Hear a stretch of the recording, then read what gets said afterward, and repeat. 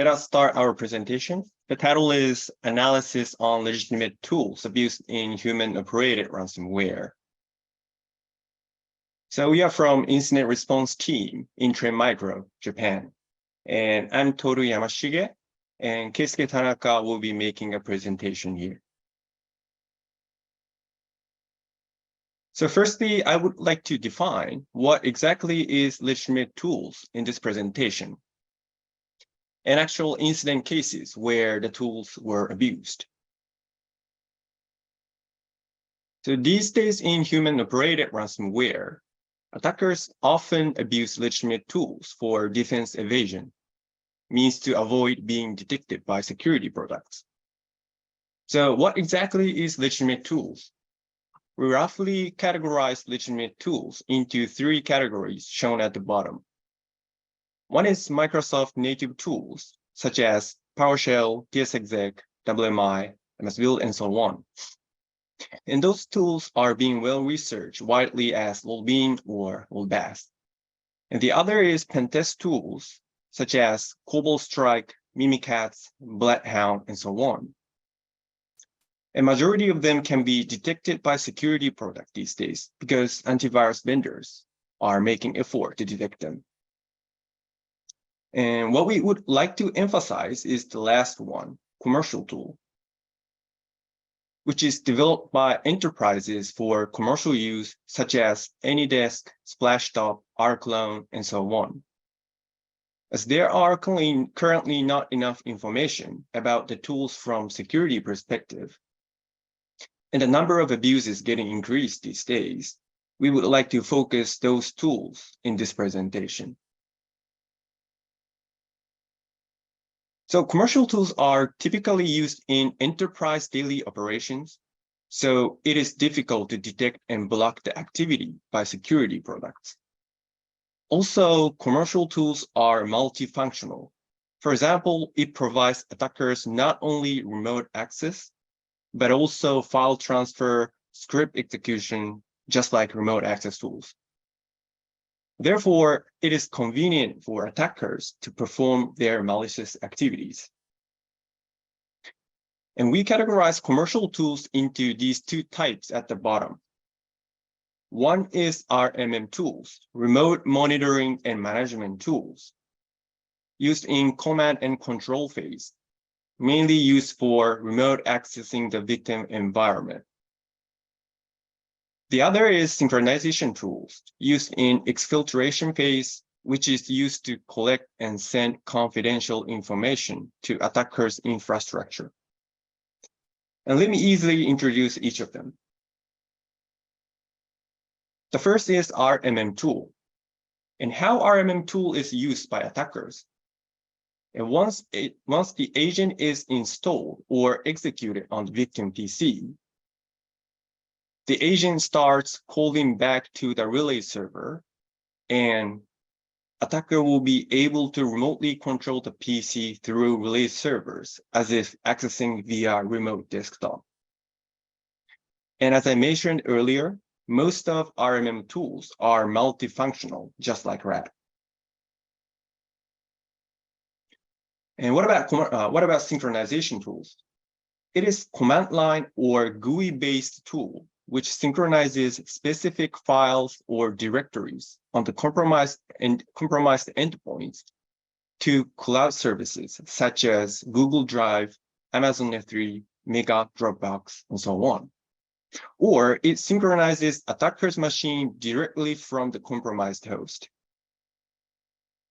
On this presentation, we are going to focus on those client synchronization tools, but not cloud service itself. So here, let me share some incident cases we observed in actual incident response. This is the case number 1, where ransomware actor called Babook hit the famous enterprise in Japan. The left side shows the tactics and procedures that attacker used, and right side shows whole picture of the attack. First, the attacker somehow intruded into the victim environment and exploited legitimate driver to disable the security products installed in the machine. Then they stole administrative account using Mimikatz and moved laterally using PsExec and RDP after scanning the environment with advanced IP scanning. And I would like to emphasize that attacker abused the commercial tools called Atera and remote utilities as a means for remote control. Once they installed those RMM tools on victim machine, they gained remote control of the victim machines and used them for further malicious activities, like moving laterally and encrypting the systems. And here is the second example where Black Cat ransomware hit the famous enterprise in Japan. In this case, the attacker intruded to the environment via VPN vulnerability, then performed malicious activities, just like the first case. Means disabling AV products for defense evasion, dumping credential with Mimikatz, and moved laterally with PsExec and RDP. And at CNC phase, they abused the RMM tools called ngrok and AnyDesk in order to remotely control the system. And also they abused synchronization tool called Rclone at exfiltration phase to upload the victim information to Mega Cloud, which is finally used for extortion against the victim to leak the information on their leak site. And we would like to share how the footprints of the attacker were left on the machines at the case number 1. The left picture shows footprints of Atera. While we are investigating the compromised machine, we found Atera setup log.txt, which is generated at Atera agent installation on the victim machine. In this log file, it showed the attacker's email address and account ID. On the right side is remote utilities log file. In the log file, there were global IP address of attacker's host machine, as well as date and time of remote connection. And we could leverage those information into our incident response activity at the moment, like blocking the attacker's global IP address at firewall and make further investigation around the date and time when the remote access was made. So the footprints left by those commercial tools are very useful on incident response. Therefore, in this presentation, we focused on the following 2 purposes. The first is to clarify artifacts left by the commercial tools, which is useful during investigation. And second is to clarify methods to prevent malicious activities, which abuses the commercial tools. The target commercial tools are the following 18 of them. And explaining all of tools takes 1 or 2 hours. So we are going to pick up 2 of them in this presentation. However, all the tools details are listed on the document for audience. So it would be our honor if you could download the document and utilize this information on your incident response activity. So here comes the second chapter. We would like to introduce features of each commercial tools the attacker may abuse, and also artifacts left by the tools which is used for investigation. Before stepping into the subject, I would like to share some useful artifacts, which is common on all of those commercial tools. The first artifact is called SRUM, System Resource Utilization Monitor. This is Windows OS feature that tracks application usage, network utilization, and performance information. And why this artifact is useful? Because it records the date and time when the tool was executed.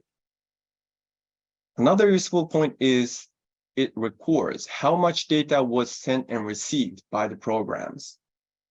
So from this information, we could identify date and time when the attacker was active, and also the amount of data which may have been exfiltrated. So here's the actual SRUM example collected from the endpoints where the RMM tool called Atera was abused.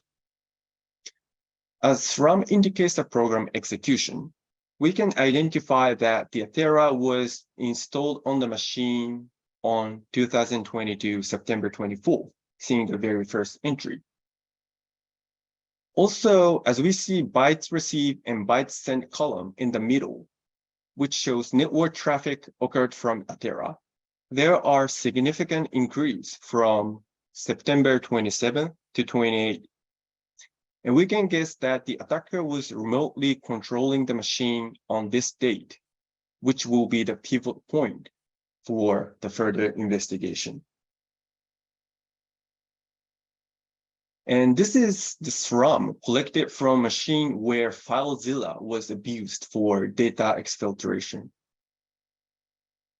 Same as the last example, we can assume that the FileZilla was firstly installed on 2022, September 15. Also, we can see that around 5.5 gigabyte was sent outside using FileZilla, which means same amount of data could be exfiltrated to the attacker.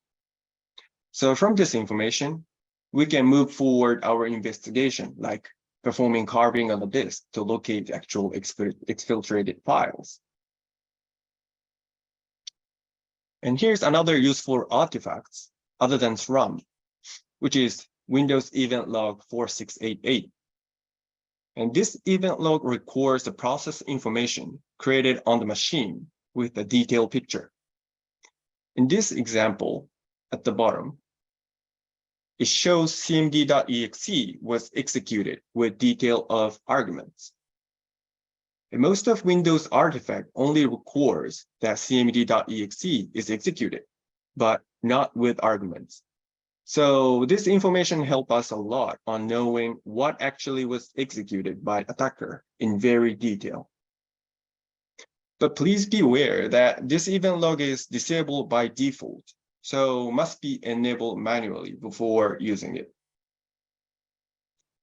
However, this event log records all the process creation on the machine, so the event log could be overwhelmed. So if you are using EDR or audit trail tools, which collect similar information, then we would recommend to use those tools instead of this event log. So let's get into the main topic. Firstly, I would like to pick up Splashtop, one of the famous RMM tools, which is normally used by IT operator to remotely access employees' PC for maintenance purpose. An attacker abused this tool to gain remote access to the victim machine and environment. And for all the tools introduced in this presentation, it shows on the right side that which ransomware actors have abused this tool. In this case, in Japan, we observed Babu, Blackbuster, Ragnarlocker.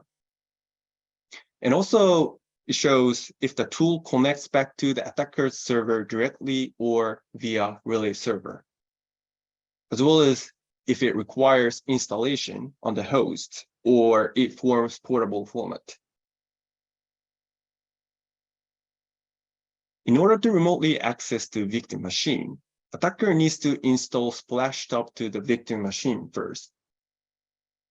Normally, Splashtop requires authentication during the installation, but it also supports silent installation from command line, which bypasses on authentication and automatically connects to attacker's tenant. This is very useful for attacker because they can automate installation by creating scripts. Once the attacker succeeds on making victim to run the script by any means, they can remotely access to the machine immediately. And what kind of artifacts will be left behind on installation? Splashtop creates files and directories on the fixed path shown here. And it also creates two kinds of Windows service, named Splashtop Remote Service and Splashtop Software Updater Service. Event log 7045 is also recorded as it tracks service creation. And once Splashtop is installed and activated, the process called srmanager.exe is spawned and persisted on the victim machine, which connects to the IP address of a Splashtop relay server, which is resolved from this DNS name. From this information, if we would like to contain malicious activity abusing Splashtop, we can make firewall rule, for example, to restrict outbound communication to this DNS name with port 443/TCP. And very unique thing about Splashtop is it creates its own Windows event log, which records most of Splashtop activity. The event log name is shown on the middle. For example, during installation, email address of attacker and date and time of installation will be recorded on this event log. And let's move on to the features of Splashtop. The first is remote access. The left side shows Splashtop console. And when attacker clicks on the left bottom, it connects to the victim machine and shows up its desktop windows as if logging in via remote desktop. This remote access also supports copy and paste between host and client. So attacker can bring back any files from or to the victim machine. And what kind of artifacts will be left behind when an attacker makes remote access using Splashtop? Splashtop creates a log file called splog.txt, which shows FQDN of relay server, and date and time of connection was made, and host name of attacker machine, and his email address. It also leaves some artifacts on registry. Looking at specific registry key here, it shows global IP address of attacker's host machine, as well as email address. This is plenty of information for incident response. And Splashtop event log also records some useful information. For example, date and time of remote access connection was made, and also it ends it. And another remarkable feature of Splashtop is it supports file transfer between client and server. Right side shows file transfer console between victim and attacker. Attacker can move any files between himself and victim machine using this feature. When file transfer is used, it leaves two log files named ftclog.txt and splog.txt. They show uploaded and downloaded file paths with date and time and global IP address of attacker. So we can identify what exactly was transferred by attacker looking at this information in this log file. And again, Splashtop event log records detail of file transfer, like file names, date and time, and host name of attacker. And next, I would like to pick up a synchronization tool called Rclone. It usually used for data backup on normal operation, but attacker abused this tool to exfiltrate the confidential files and information from victim machine. We often observe this tool abuse on incident response. It actually being abused by many ransomware actors, shown on the right side at the top. And this tool forms portable exe file, so attacker does not need to install the program on victim machine, which leaves less artifact than just like I showed at the Splashtop example. And Rclone is client program, which connects to cloud storage services. A user can choose which to connect from more than 40 cloud storage services, like Amazon S3, Dropbox, Google Drive, and so on. And Rclone also supports SFTP protocol, which is widely used among enterprises. And basically, Rclone is executed via command line, but it also supports GUI-based operation on browser. So what kind of artifacts will be left on Rclone usage? If GUI-based client is used, then specific files and directories are created under local app data. And when using Rclone, user can create a configuration file which stores information of target cloud storage service, as well as username and password of the account.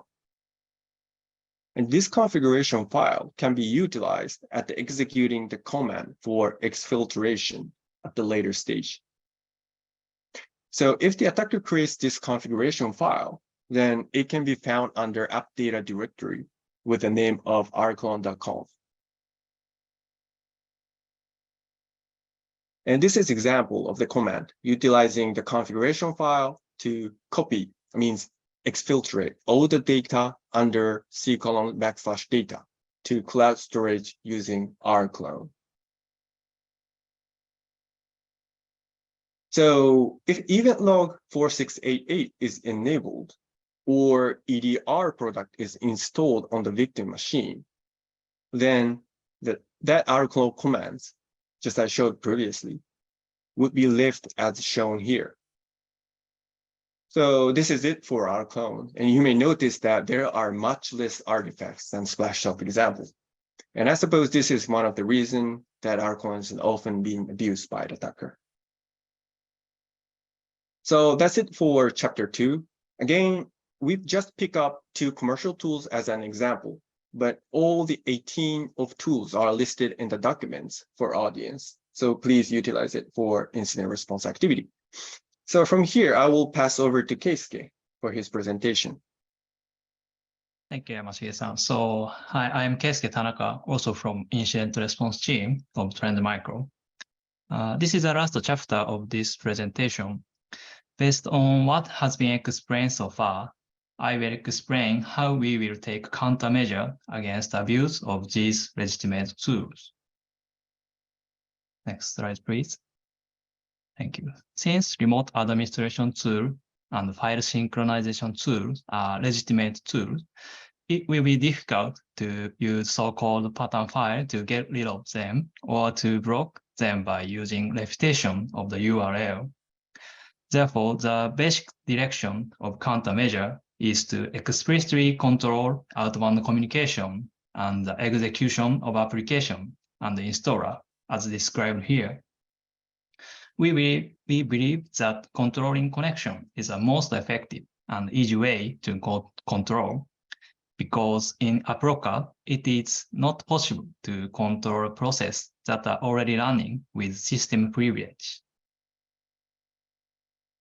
And please note that this document does not address fundamental measures to prevent ransomware actor from entering the system. It is assumed that identifying the entry point and strengthening security, identifying administrative privilege, increasing password complexity, etc. The focus is on how to control remote management tool and file synchronization tool. In addition, CISA also recommends that measures be taken for RMM in a guide issued in May 2023. And from here, the flow will be divided into 2 parts, containment at left side and prevention and monitoring at right side. The first step is a left side containment. When an incident occurs, the compromised host is first investigated to identify the legitimate tool that was abused. Then the set value that controls the abused tool and the result of the control may output to detection log, and we can determine the extent of damage. The first step is to investigate the victim client. For example, create timeline of the breach breach by checking the master file table MFT of the victim, or check audit trail tool like Runscope, etc. In number 2, we will identify the legitimate tool that were exploited based on the result of the investigation. This screenshot is an example of how we were able to identify the installation of AnyDesk in the breach timeline. This is the left side. And of course, there is also the possibility of identifying the tool not only from the device traces, but also from the communication logs at the time of the breach. Once the abused tool is identified, the first step is to block the outbound communication of the tool. As mentioned above, controlling the outbound communication is generally easier, and the scope of impact can be more easily identified.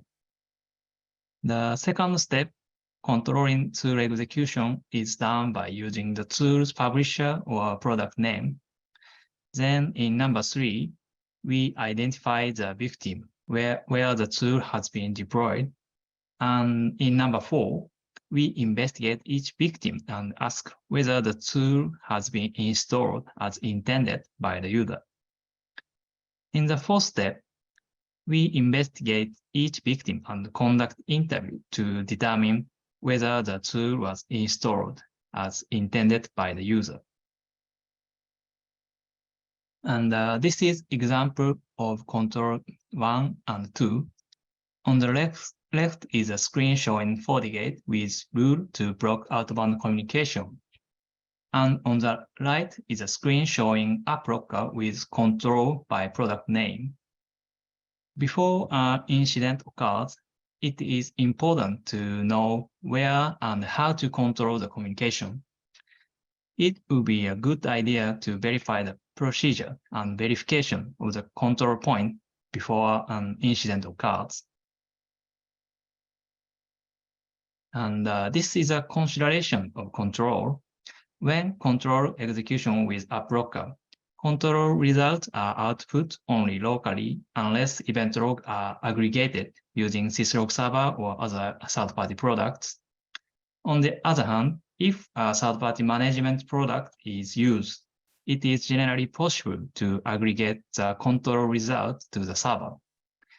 Therefore, if there is no other control method other than AppLocker, it is basically better to control the outbound communication first. And even if AppLocker or other tool are controlled by publisher or product name, bypass is possible if an attacker removes the signature of the tool and uses it. We have never seen a case in which the signature have been removed in our experience, but if you want to ready, the default setting for user account control, UAC, in the security policy, promote only executable file that has been signed and verified is disabled, so it can be enabled. However, it is often the case that unsigned tools, such as in-house development tool, are running on the client. So prior testing and verification is required before deployment.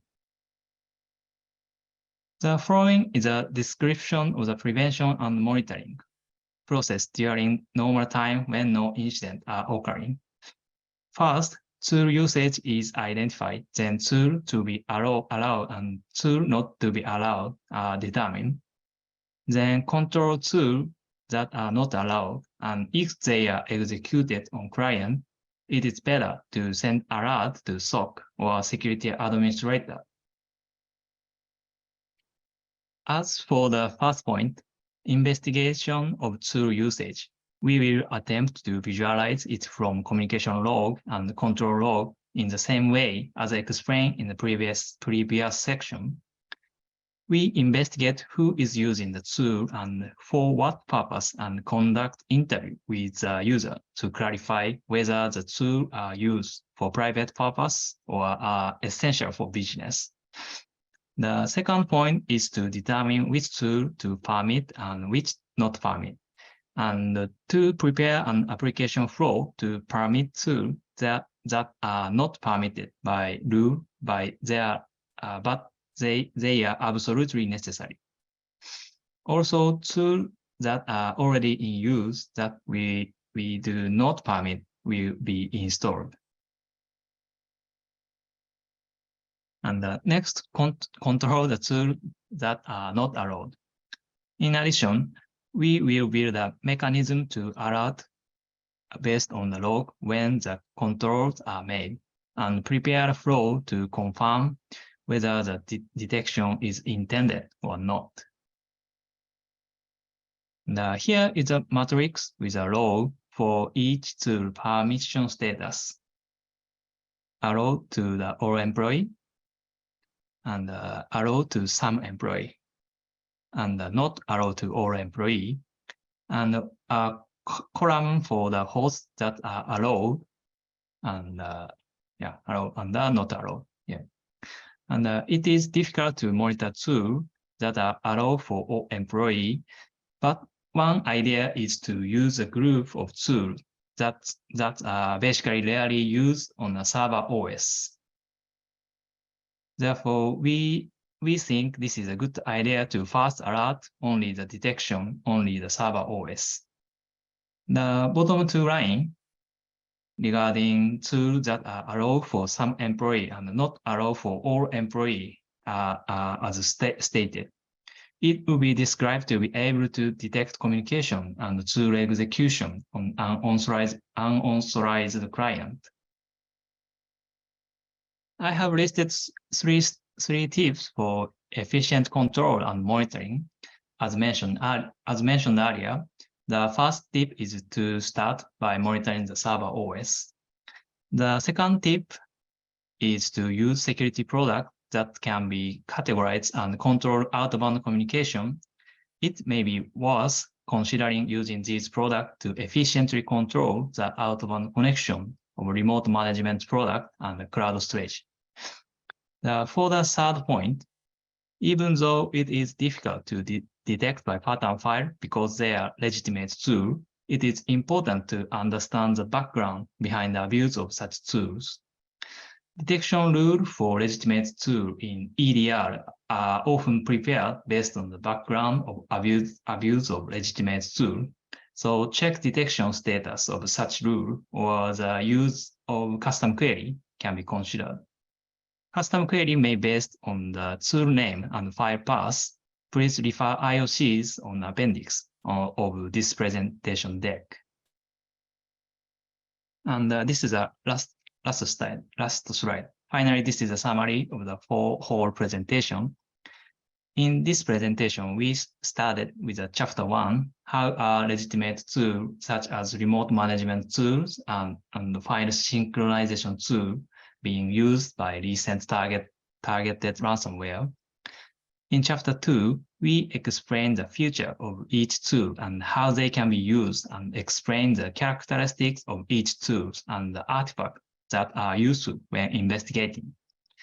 In this chapter 3, we explain how countermeasures should be taken in terms of containment, prevention, and monitoring. In addition, in order for you to make use of these contents in your organization, we have included an appendix that includes information of the communication URL, product name, and the publisher of each tool, like this. Yeah, and this is a list of the URL, product name, and the publisher of each tool. And this is an artifact of the tool. You can refer when investigate victim client, which abused by attacker using RMM or sync tool. Yeah, that's all. We hope that you will make use of this information to enhance the security of your organization. Thank you very much.